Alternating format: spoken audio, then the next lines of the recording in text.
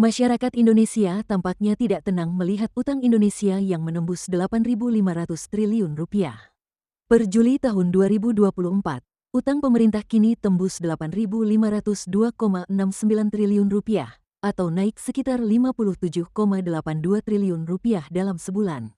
Meskipun begitu, rasio utang terhadap produk domestik bruto atau PDB per Juli tahun 2024 hanya mencapai 38,68%, atau turun dari per Juni tahun 2024 sebesar 39,13% PDB. PDB adalah singkatan dari produk domestik bruto, yaitu total nilai barang dan jasa yang diproduksi di suatu negara dalam periode waktu tertentu. PDB merupakan ukuran utama aktivitas perekonomian nasional dan kesehatan ekonomi suatu negara.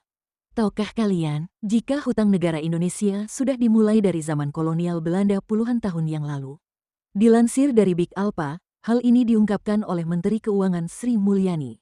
Selepas pengakuan kemerdekaan pada konferensi Meja Bundar pada 1949, pemerintahan yang baru terbentuk sudah menanggung utang warisan kolonial Belanda. Saat itu, nilai utang sebesar 1,13 miliar dolar atau sekitar lebih dari 1,5 triliun rupiah. Utang ini sebagai nilai kerusakan perang serta investasi yang dibekukan oleh Belanda di Indonesia.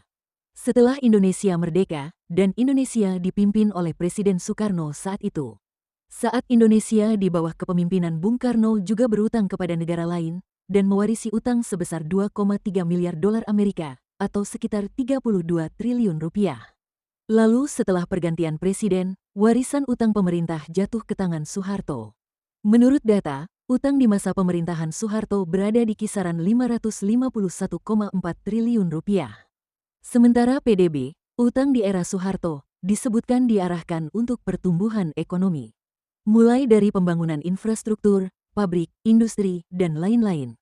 Setelah lengsernya Presiden Soeharto pada tahun 1998, warisan utang negara dilimpahkan kepada Presiden ketiga Indonesia yaitu B.J. Habibie. Proses akumulasi utang terus berlanjut di era Presiden Habibie, hingga pada akhirnya justru membuat utang Indonesia semakin membengkak dalam waktu singkat. Saat itu, rasio utang terhadap PDB berada di level 85,4%.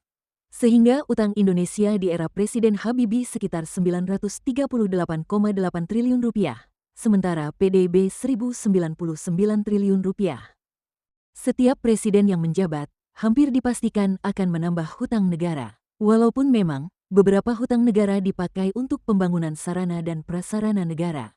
Dengan tujuan pertumbuhan ekonomi Indonesia bisa melesat. Saat era pemerintahan Abdurrahman Wahid, atau lebih dikenal dengan panggilan Gus Dur, utang Indonesia sempat turun menjadi 77,2%.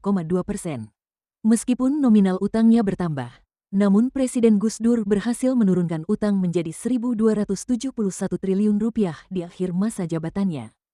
Masih dilansir dari laman Good Stats, pada saat Indonesia berada di bawah kepemimpinan Presiden Megawati, rasio utang Indonesia kembali mengalami penurunan. Utang pada era Megawati sebesar 1.298 triliun rupiah, sementara PDB 2.303 triliun rupiah.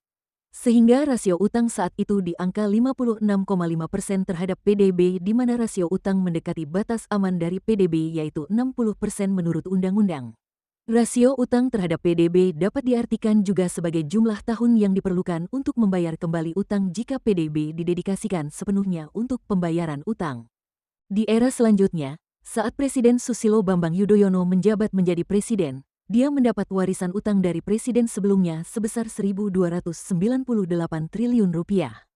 Presiden SBY sempat melunasi utang-utangnya pada Dana Moneter Internasional yang telah menjerat sejak tahun 1997.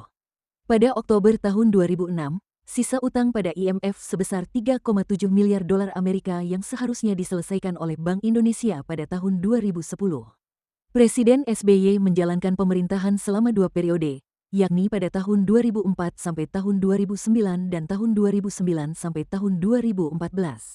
Data dari Statistik Utang Luar Negeri Indonesia, Bank Indonesia mencatat utang Indonesia mencapai 141,3 miliar dolar Amerika atau sekitar 2.178 triliun rupiah.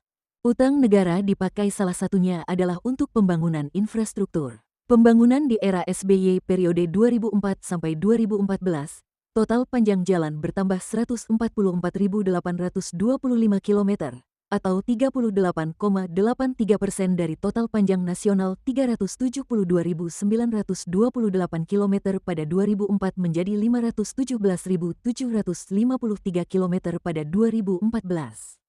Kementerian Keuangan mengungkapkan bahwa utang Indonesia selalu meningkat setiap tahunnya sejak zaman Presiden Soeharto hingga saat ini di Presiden Joko Widodo. Namun kemampuan ekonomi Indonesia juga meningkat. Jika bicara masalah bahaya atau tidaknya, Indonesia tidak punya sejarah mengalami gagal bayar. Artinya, utang Indonesia masih dalam kondisi aman dan masih bisa terus dibayar oleh pemerintah. Walaupun utang pemerintah bertambah hampir 6.000 triliun rupiah, atau melonjak 224% selama 10 tahun pemerintahan Presiden Joko Widodo menjabat, dan ongkos bunga utang juga terbang lebih dari 200%. Data Kementerian Keuangan menunjukkan nominal utang pemerintah pusat per Juni tahun 2024 menembus 8.444,87 triliun rupiah, atau setara dengan 39,13% dari produk domestik bruto. Nilai tersebut melonjak dibandingkan akhir September tahun 2014, atau sebelum Jokowi menjabat.